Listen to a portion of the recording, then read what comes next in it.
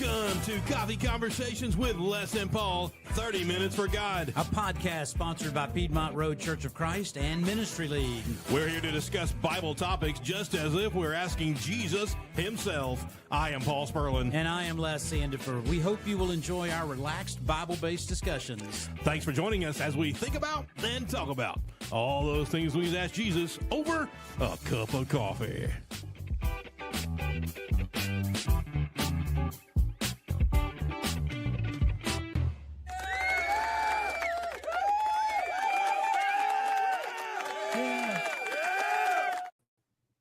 Welcome to Les and Paul Show, 30 Minutes for God, Conversations with Jesus. I got that all different directions, but it is good to be with you, and I'm here with Les. That's why we recorded the intro. The Les Sandifer. That is right. That is right.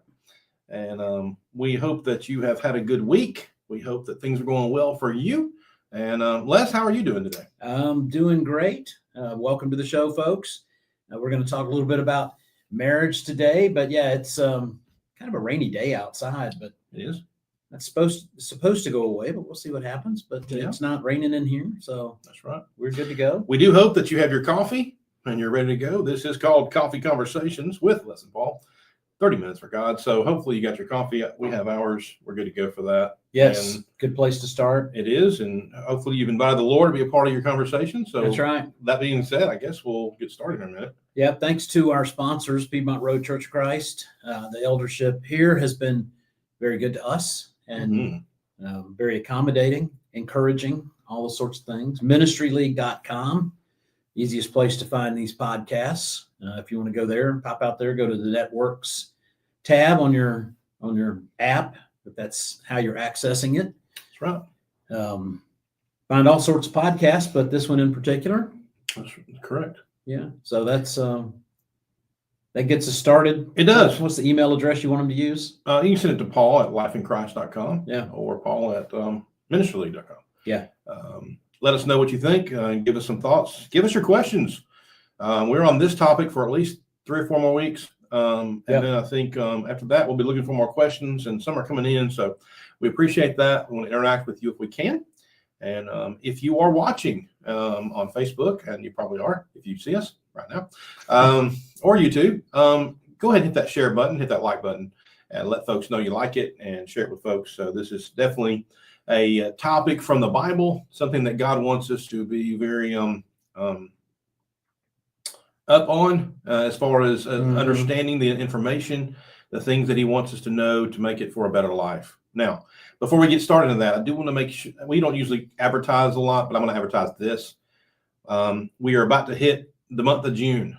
This is a live show, so we're right here on this 28th day of the month of May. Yeah. And we want to let you know about June 7th. June 7th, right here in Marietta, Georgia, right here at Piedmont Road Church of Christ. We're going to serve you lunch. Les, tell them how they can get that. Drive-through barbecue. That's right. Ooh, that even has a ring to it. It really does. I think it's the first time I've actually said it. It's on the sign, but it's the first time I've actually said it. We should make a graphic and everything. Drive-through barbecue. Yeah. Yeah, so the whole goal is to have folks from the community come by, and they will be able to drive through our back parking lot, see some areas of work. So there'll be some stations, if you will, for them to get a sense of who we are and what we do, our kids and, other things that are going on here. And then when they finish that circuit, they can drive through come back around to the front of the building, get their food. They can come inside and hang out with us, or they can take it to go. But whatever your heart's desire. No cost to the drive. Free. Yeah, to the folks driving through. Absolutely. We're going to give you some schedules. We'll give you some free stuff, some things to give you some information on the church, and some free food. So it's going to be great. We're looking forward to it. And this isn't just for if you live in the area. This is if you live anywhere. If you're in town that day, come on by. Love to have you. Love to see you. 1630 East Piedmont Road, Marietta, Georgia, 30066. That's it. So we hope to see you then on that day. That is from 11 o'clock Eastern Standard Time until 1. So 11 to 1, 11, 12 to 1. Is the time. And you'll come on in and we'll direct you where you need to go. And it's going to be a whole lot of fun. Looking forward to that day. Hope to see you there. Yeah, should be great. Yeah. So last week we started the conversation. We began the conversation about marriage and premarital counseling and having a good, strong marriage. We talked a little bit about the foundation for the marriage and making sure that Jesus is the center, that Christ the center of your relationship with your spouse. Yeah. But also that Christ is the center of everything you do in life. Yeah. And we talk about some things like that. And so now we're gonna continue from talking about the rock of the church and the rock of marriage to how do we communicate and how do we deal with communication between you and your loved one, your partner for life, your wife, your husband, and how do you deal with conflict? How do you work through these things? Yeah, one of the things that we did not cover last week, and probably worth covering any week you're on the subject.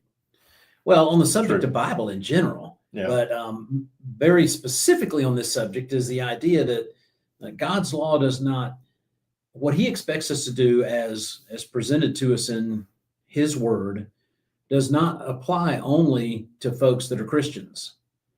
There's a process by which you go through to be in Christ and to be part of God's family, but His law, if you will, is universal to all. It applies to all people.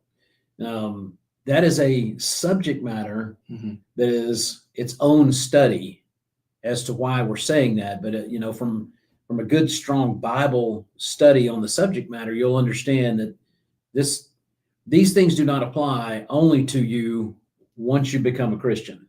God has an expectation that this is the way everybody's going to live their life. Correct. And I say that because on the subject of marriage, you will have people that come along and they're living outside of God's expectation for marriage. And they have this notion that when they become Christians, that somehow the blood of Christ cleanses them from Just the wash it sin, away. Yeah, the sin that they're actually living in. Now we'll get into that a little bit more specifically as we march through these lessons. But the high level commentary here is that God's law applies to everybody. Right. If that weren't the case, I could get married 10 times and then go dunk myself in the water and come out and start over. That's not how it works. Well, that's how the world wants to see it. Well, and if you want to, I guess a basic Bible reference to this, think about the woman at the well and God and Jesus's interaction with her. Yeah. And she had been married multiple times. And his commentary on that subject matter kind of speaks to this. Even when he says, and the one you're with isn't your husband either. That's right. So it's like, fix this. Yeah. That in of itself should be the foundation by which we understand that it's one and done. You get one shot for that relationship. And that's what God requests of us. So it's what Jesus requests of people in his day. Yeah, that's exactly right. So that's a good point.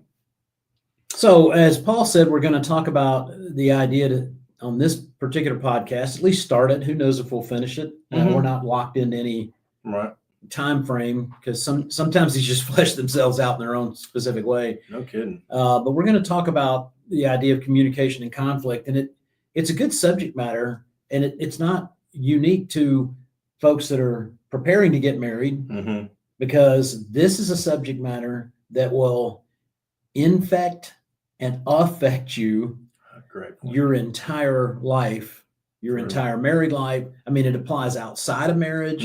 It's complete. Right.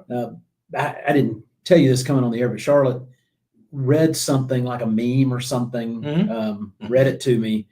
And the essence of it rolled down to this: you can't control things around you, but you can control your reaction to the things around you.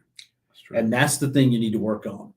It has been probably the bane of my existence my entire life, is that self-control, that ability to control your reaction to something in your life.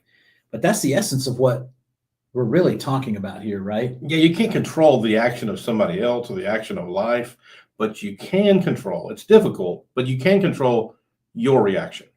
And I think that's something to I guess to kick things off. Here is you always hear the thing that count the 10 before you speak. I always hear of the wise preacher that does more listening than talking, and you don't hear him talk to the very end. The wise one, the foolish one will go ahead and, spout off and say stuff. What? It's like you need to think about that before you say that. Yeah. So yeah, it's They a just good vomit point. it out. I know. All right, so the sound makes me one of them. let's go ahead and get this out on the table. One of the silliest phrases a human being will say is, "That's just who I am." Oh my goodness.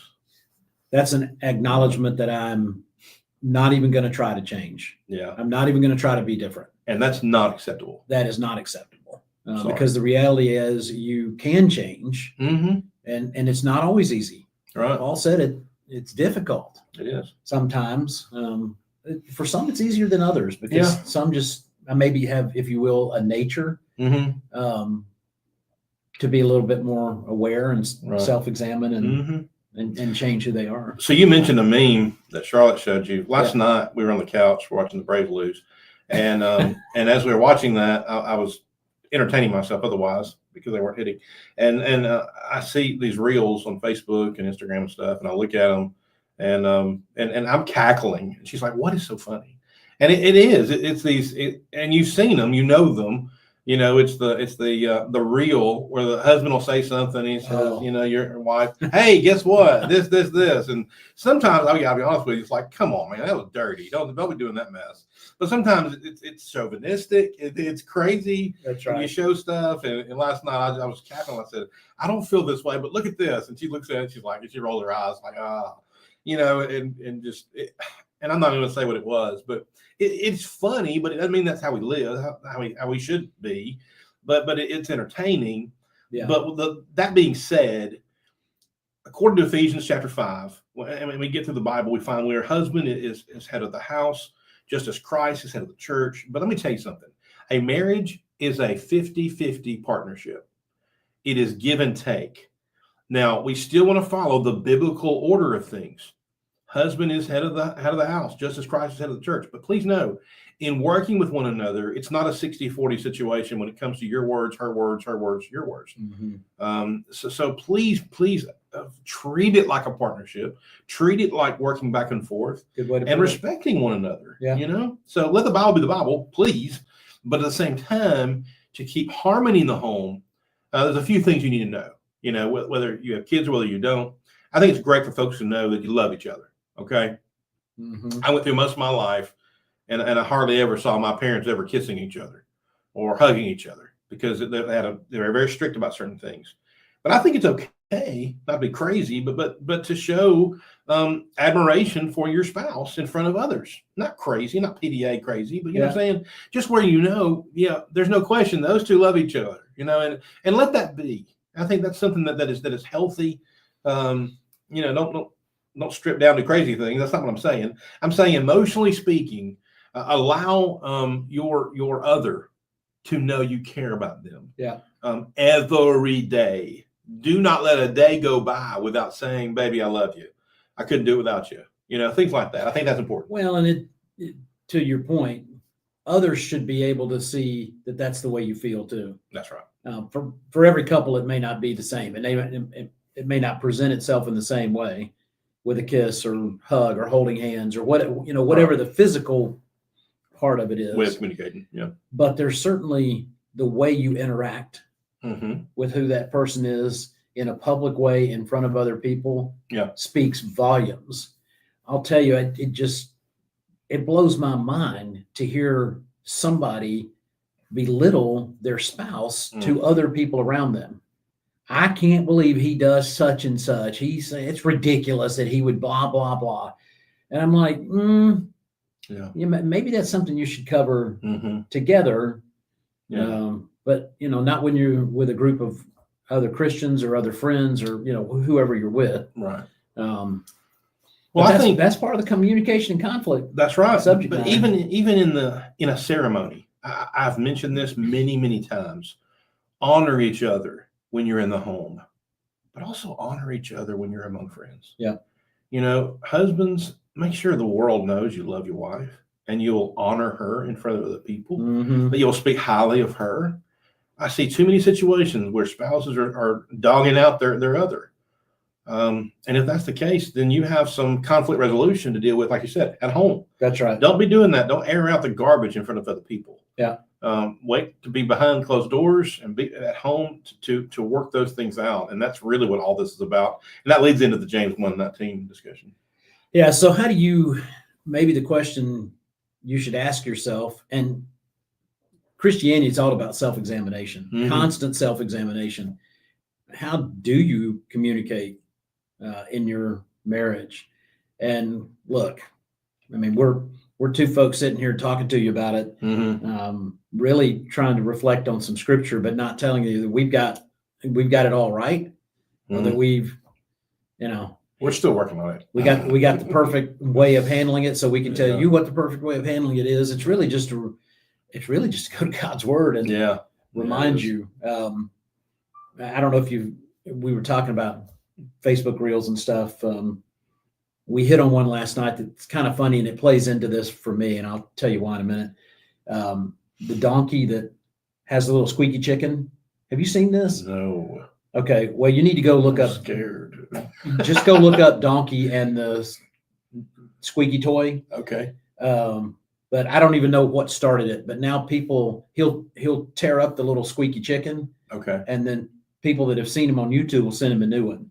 And so the owner will take the the squeaky chicken's probably this tall. Kids will have them. Okay. And when you press on them, they just you squeeze them and then they go make this long obnoxious noise, right?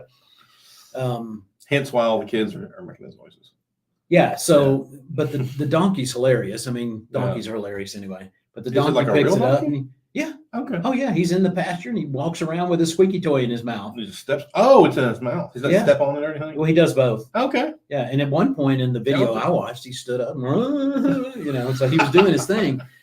But what goes through my head is that can we allow ourselves sometimes in our relationship and how we're thinking about the other spouse that they're talking and we've tuned them out because it becomes like the squeaky toy, right? Like the donkey squeezing that noise. You're like, oh, I'm tired of hearing this. Yeah. Because that's interpersonal communication can be tricky sometimes, and we have to work very hard not to let ourselves be that way, because we may immediately hear what they're saying or have something be introduced into the conversation and we tune it out or try to turn it off because we don't like what we're hearing. Right. That's just not the way we should be. But James 1:19, be quick to listen, slow to speak, slow to become angry. Yeah. Yeah.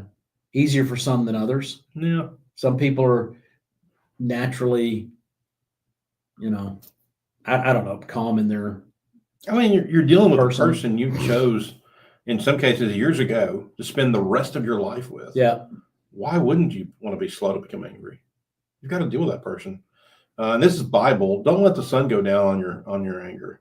I hope that's not later on in the show, but that's definitely something, I'm like, wait a minute. But it hit me just now. It's like, make sure that the day is over, that things are great.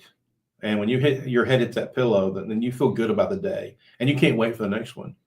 It's all about the relationship. It's all about the give and take. Yeah, it's a great point. And when Paul said that, it makes me think about the idea that being angry is not necessarily the problem. I mean, it's a natural part of life for us to have something affect us that way.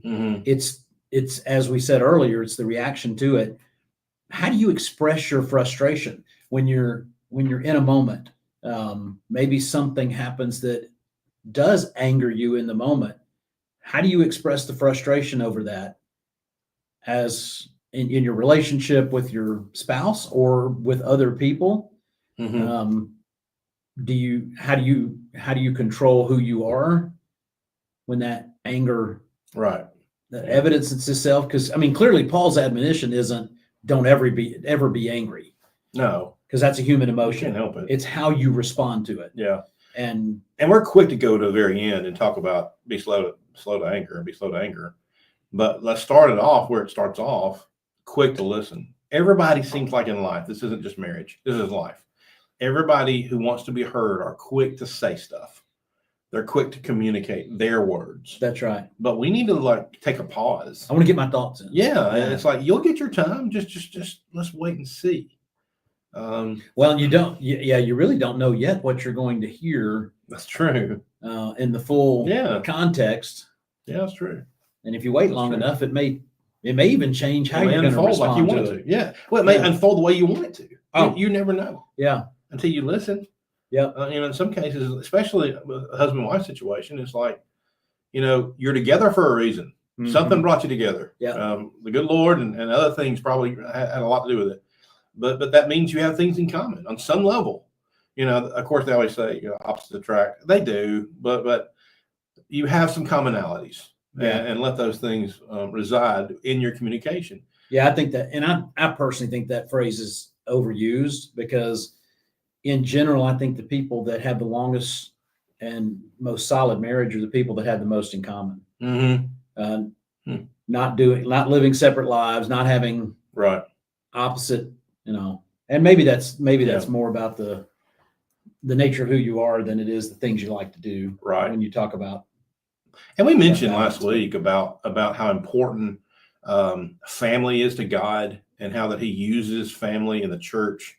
He uses the church as the family. And that's the resounding illustration throughout the Bible. It's God's people. It's the Israelites. It's Christians. It's, it's who we are as people. And he brings us together, even in the church family. It's about family. And I think that's why I think Paul does a lot of that, speaking of that in the latter part of his letter to the Ephesians. Yeah. You look at chapter 4, verse 29, speak only what is helpful. Don't say things that are going to hurt people. That is bad communication. Yeah. All right. So be very careful in what you say. And it's okay to say positive things. As a husband to my wife, it's okay to give her affirmation. It's good to share those things. Now, everybody has their own love language, the things they want to hear, things they want that will help them out. You and I have read a book. We talked about some things that deposits, withdrawals, and things like that. But it's okay to talk about the positives and really encourage. And I got to be honest with you, when we finish recording, and the next time I talk to Stephanie, I'm going to make sure and practice some of the things we've been talking about. Like, come on, Paul, you can do better than that. So wherever you are in your relationship, we can always be better. Yeah. What makes their eyes light up?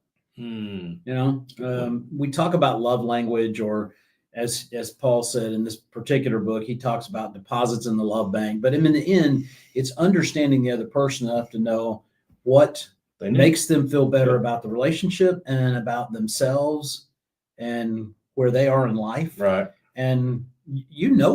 Mm-hmm. I mean, if you're dating somebody and you're preparing for marriage, it because you can look in their eyes when you say it, and you can see their reaction is overwhelmingly positive to the thing you did. Right. Store that away. Mm-hmm. Do it again. That's right. Or vice versa. You see that it didn't go across very well. Right. That's the one you want to scrap. Just put the mental line through it and leave it there, and don't come back to it. That's right.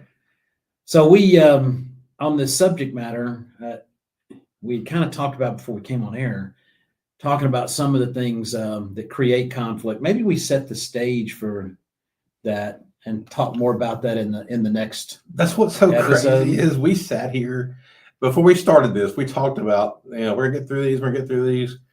We're like 2 lines in about I don't know, 15, 20 lines of information we want to share with y'all.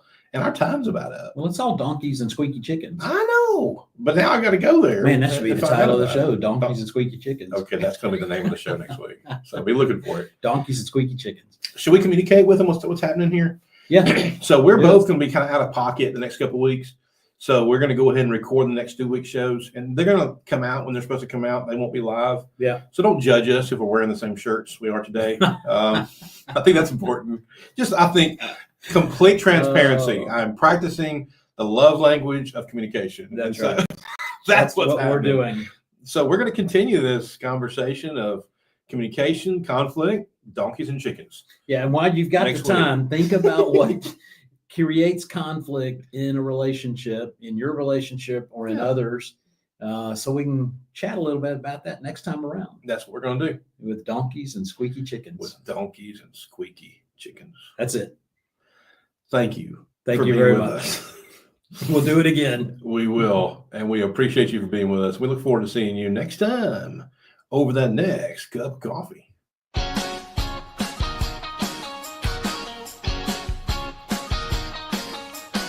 Thank you for watching Coffee Conversations with Les and Paul, 30 Minutes for God. For Les Sandifer, I'm Paul Spurlin. This has been the show. A big thank you to our sponsors, Piedmont Road Church of Christ. Find them at lifeinchrist.com. Also, ministryleague.com.